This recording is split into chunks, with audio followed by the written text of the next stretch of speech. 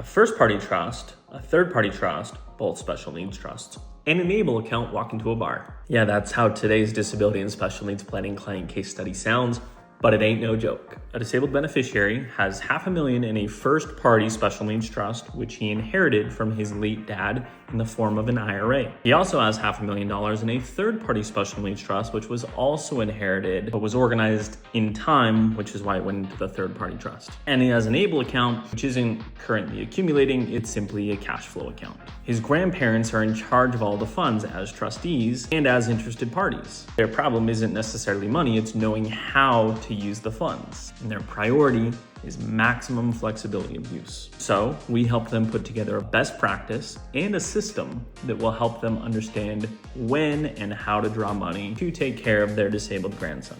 Due to his dad passing, he receives a survivor benefit from Social Security, which will eventually turn into a DAC survivor benefit, and that will last the rest of his life. It's a good chunk of money, and that's a problem because he's on a Medicaid waiver, and the Medicaid waiver has an income limit of $1,300, which means every month he only retains $1,300 from the Social Security. The rest, about $1,500, goes towards the spend down. So that's the first source of income meant for food and shelter. The second source of income will come from the first-party special needs trust. As mentioned, it is an IRA. That IRA has a required minimum distribution. Now, it does not have to be distributed over 10 years. Because he's a disabled and eligible beneficiary, it can actually be stretched over his lifetime. The RMD is expected to be about $8,000 per year. And the third source of income will come from the third-party special needs trust. It is projected that based on the way it's invested, it will produce about $20,000 worth of annual income. As we've talked about before, if that income stays inside the trust and is retained, it will pay trust tax rates, which is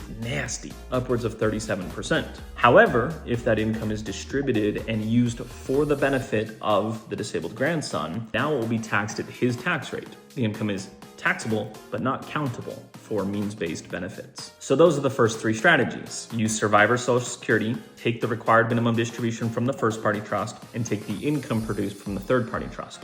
All in all, that will produce about $40,000 worth of income. But what if he needs more? Do we draw from the first-party trust? Or do we draw from the third-party trust? Or do we use the ABLE? Remember, the client couple's primary goal is maximum flexibility.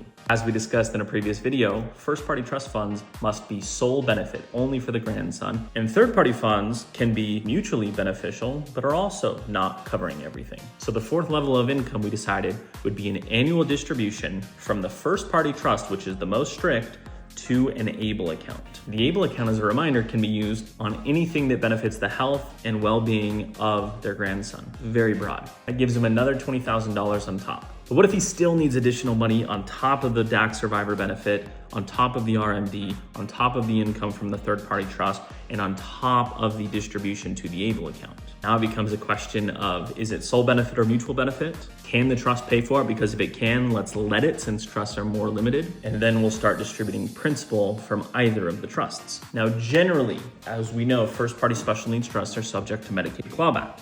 That generally means that a first-party trust is spent from first. However, the grandson is extremely healthy. He's young.